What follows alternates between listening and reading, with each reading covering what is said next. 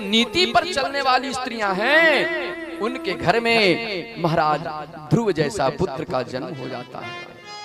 सुनीति का बेटा महाराज ध्रुव हुए और सुरुचि जो रुचि के अनुसार काम करने वाली स्त्रियां होती हैं उनके यहाँ फल तो उत्तम मिलता है, बड़ा तत्काल फल बहुत अच्छा मिलेगा। इसलिए रुचि सुरुचि के बेटे का नाम क्या हुआ? उत्तम। और सुनीति का बेटा का नाम ध्रुव। बड़ा सुंदर संजोग बना। दोनों बेटों से महाराज उत्तानपाद समान प्रेम कर रहे थे, लेकिन संजोग ऐसा था बड़ी रानी जो सुनीति थी उससे अधिक प्रेम छोटी रानी सुरुचि से कर रही थी, क्योंकि बड़े लाड़ प्यार से उसे लाया गया था, बहुत प्रेम करते थे और इतनी आसक्ति में पड़ गए कि सुरुचि के साथ साथ सुनीति को उन्होंने त्याग दिया, घर से बाहर निकाल दिया, अलग घर में रह रही हैं बड़ी रानी सुनीति, उनका बेटा ध्रुव। एक दिन राज सिंहासन पर बैठे हैं उत्तानपाद। उसी समय महाराज उत्तानपाद के दोनों बेटे ध्रुव और उत्तम आकर बैठ गए गोद पर। गोद पर बैठने के बाद एक साइड में ध्रुव बैठा हुआ है, एक साइड में उत्तम बैठे हुए, दोनों बैठे हुए। इतने देर में उनकी जो विमाता है, उनकी सौतेली माँ सुरुचि है, दौड़ी हुई इधर से आती हैं और कहती, अरे तुम इस पिता के गोद में बैठे हो, सुनो अगर इस पिता के गोद में बैठना चाहते हो ना तो बोले मेरे कोख से जन्म लेना पड़ेगा। जब तक तुम मेरे कोख से जन्म नहीं लिया ना इस पिता के गोद में बैठने का अधिकार तुम्हें नहीं है ना, कदापि नहीं। और हाथ पकड़कर नीचे कर दिया। तब वह छोटा बालक 5 वर्ष का बालक ध्रुव रोता हुआ अपने मैया सुनीति के पास जाता है, माँ से कहता है, माँ बताओ मेरी विमाता मेरी सौतेली माँ मुझे गोद से नीचे उतार दिया और उन्होंने कहा मैं क्या करूं, क्या ये मेरे पिता नहीं हैं? क्या मैं इस पिता के गोद में बैठने का लायक नहीं हूं? मैं नहीं बैठ सकता। तो जो अच्छी स्त्रियां होती हैं कभी भी अपने बच्चों को गलत शिक्षा नहीं देती हैं। सुनीति ने कभी ये नहीं कहा तुम्हारी ये सौतेली माँ है, सुनीति ने कभी ये नहीं कहा तुम उस माँ से द्वेष करो, बैर करो। बड़ा सुंदर कहा, बोले सत्याम सुरुच्या विहितम भवान में यद दुर्भगाया उदरे गृहीतः स्तन्येन वृद्धश्च विलज्जते भार्ये दिवावोढु मिडस्पतिर्माम्। अरे बेटा कौन कहता वो तुम्हारी सौतेली माँ है? तुम्हारी माँ ने तो कहा अरे इस पिता के गोद में नहीं बैठने के लिए दे रही है, कोई बात नहीं, वो तो तुम्हारे लिए सर्वश्रेष्ठ माँ है। मैं कौन हूँ? आज तक तो तुम्हें मैं कोई शिक्षा नहीं दे पाई, कोई ज्ञान नहीं दे पाई, लेकिन धन्य है सुरुचि, इतना सुंदर ज्ञान दे दिया। क्यों इस पिता के चक्कर में पड़ते हो?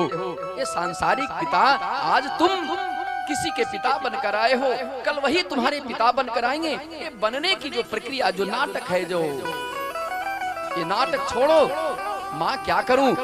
मैया सुनीति ने कहा बेटा अगर तुम बैठना ही चाहते हो तो परम पिता की गोद में बैठने की अभिलाषा रखो। क्यों ये सांसारिक पिता के गोद में बैठना चाहते? जाओ परम पिता की गोद में बैठने का प्रयास करो। माँ सुनीति ने संकेत किया और मैया सुनीति की बात को अपने कान में ग्रहण कर लिया महाराज ध्रुव ने और घर से निकल दिए परम पिता की खोज के लिए।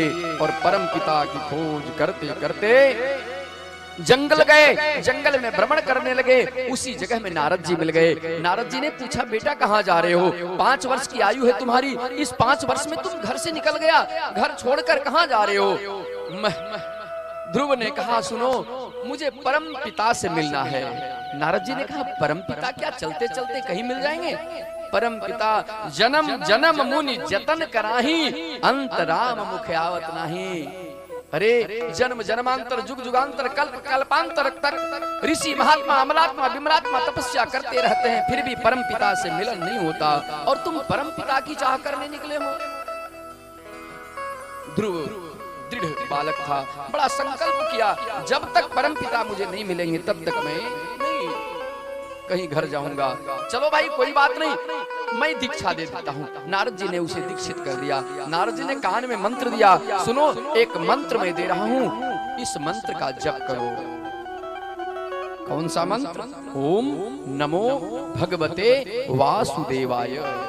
एक द्वादशाक्षर मंत्र, इस मंत्र का बैठ कर जप करो बेटा। अगर परम पिता की कृपा हो जाएगी तो निश्चित तुम्हें मिलेंगे। देखिए ध्रुव का संकल्प कितना दृढ़ है। ध्रुव बालक 5 वर्ष का बैठकर तपस्या कर रहा है। अरे कब परमपिता मिलेंगे? ओम नमो भगवते वासुदेवाय, ओम नमो भगवते वासुदेवाय। कैसे? बोले हम तो एक दिन भोजन त्याग देते हैं तो सोचते हैं भाई अब हम कैसे जीवित रहेंगे। लेकिन ध्रुव का तपस्या कैसा है? बोले त्रिरात्रांते त्रिरात्रांते कपित्थ वदरासनः आत्मवृत्त्यः अनुसारेण मासं निन्येन यर्चयन्। अरे 3 दिन में एक थोड़ा भोजन करते हैं। कितना? मानो एक बैर का फल हो, एक बैर का फल होता है ना, बस उतने बराबर 3 दिन में भोजन करते हैं और 3 दिन तक उपास रहते हैं और 3 दिन के बाद फिर एक बद्री फल के समान भोजन करते हैं। ओम नमो भगवते वासुदेवाय। 3 दिन तक उपवास, फिर भी परम पिता से भेंट नहीं हुआ। अब की क्या किया? दूसरे महीने में बोले द्वितीयम च तथा मासम षष्ठे षष्ठेर्भको दिने तृणपर्णादिभिः शीर्ष्णैः कृतान्नोर्भ्यर्चयत् विभुम्। दूसरे महीने की तपस्या कैसी रही उनकी? 6 दिन में 1 दिन भोजन कर रहे हैं। 6 दिन में थोड़ा सा भोजन किया, फिर 6 दिनों तक उपवास रह के ओम नमो भगवते वासुदेवाय का तपस्या करने लगे। भगवान की भक्ति में लीन हो गए। फिर भी परम पिता परमेश्वर नहीं आए। अब तीसरे महीने की तपस्या कैसे है? बोले तृतीयम चान्नयन मासम नवमे हनि अब अभ्यक्ष उत्तम श्लोक मुपाधावत समाधिना। भगवान कहते हैं अब तीसरे महीने की जो तपस्या है 9 दिन तक उपवास रहते हैं महाराज ध्रुव और 9 दिन के बाद थोड़ा सा भोजन करते हैं। 9 दिन तक उपवास है। 9 दिन में अब भोजन नहीं करने लगे, अब जल पीने लगे। 9 दिन के बाद थोड़ा सा जलपान करते हैं, जल पीने के बाद फिर 9 दिन तक उपवास है, तपस्या कर रहे हैं। फिर भी परम पिता परमात्मा की कृपा नहीं हुई। अब आगे चतुर्थ मासी वै मासम द्वादशे हनि वायु भक्षो जितश्वासो ध्यायान् देव मदारयत।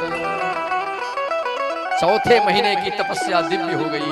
चौथे महीने में किस तरह की तपस्या कह रहे हैं महाराज ध्रुव? बोले चौथे महीने में अन्न को भी त्याग दिया, जल को भी त्याग दिया और चौथे महीने में 12 दिन तक उपवास रहते हैं और 12 दिन के बाद थोड़ी सी वायु लेते हैं, हवा लेते हैं। बस भर पेट हवा पी लिए, जल भी नहीं लेना, अन्न भी नहीं लेना। 12 दिन तक उपवास रहने लगे। अब की बार उन्होंने क्या किया?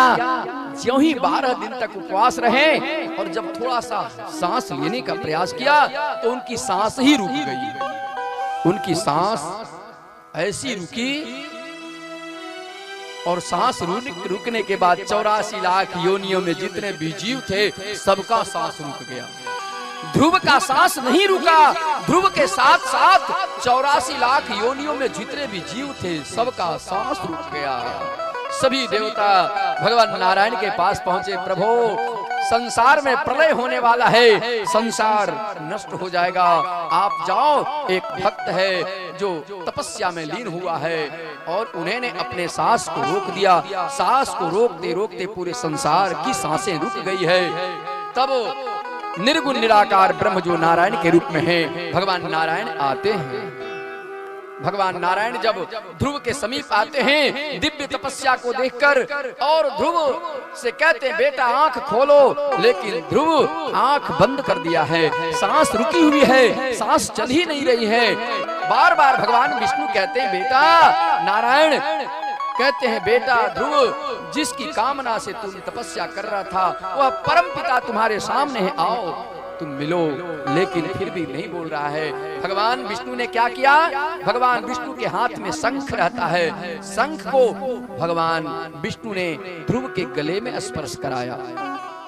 ज्यों ही भगवान विष्णु ने ध्रुव के गले में शंख को स्पर्श कराया, ध्रुव की चेतना शक्ति जग गई, ध्रुव की सांसें पुनः वापिस हो गईं और ध्रुव ने जोर से चिल्लाया और कहा प्रभो बोलयोन्तः प्रविश्य मम वाचमिमां प्रसुप्तां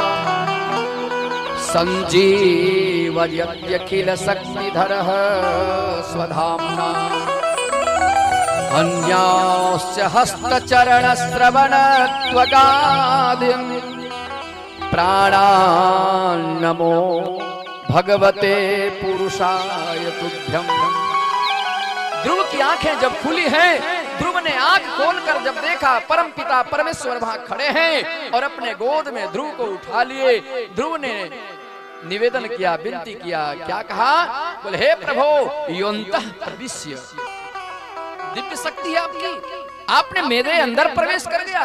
कैसे, बोले योन्तः प्रविश्य, आपने मेरे अंदर प्रवेश किया। कैसे, मम वाच मिमां सुसुप्ताम, मेरी वाणी सो गई थी, मेरी सांसें रुक गई थी, मैं मानो मृत अवस्था में हो गया था, मैं मर ही गया था, लेकिन आप जब आए प्रभो योन्तः प्रविश्य, मेरे अंदर जब आपने प्रवेश किया, योन्तः प्रविश्य मम वाचमिमां प्रसुप्तां, मेरी वाणी जो सोई हुई थी, बोलने की शक्ति नहीं मिल रही थी, आप बार बार पुकार रहे थे लेकिन मैं बोल नहीं पा रहा था, लेकिन ज्यों ही मेरे कपोल में, ज्यों ही मेरे गाल में आपने शंख का स्पर्श कराया, मेरी सुसुप्त अवस्था में जो वाणी थी, मेरी वाणी जो सोई थी, वह जागृत अवस्था में हो गई और फिर मैं बोलने लगा। हे प्रभो अन्यास, मेरे अंदर कोई दोष हो तो उसको आप समाप्त कर दो, अगर कोई भी गुण मेरे अंदर हो उसको आप ग्रहण करो। इस तरह महाराज ध्रुव ने भगवान नारायण की दिव्य तपस्या की। बोले वृंदावन बिहारी लाल की, राधा रमण भगवान की।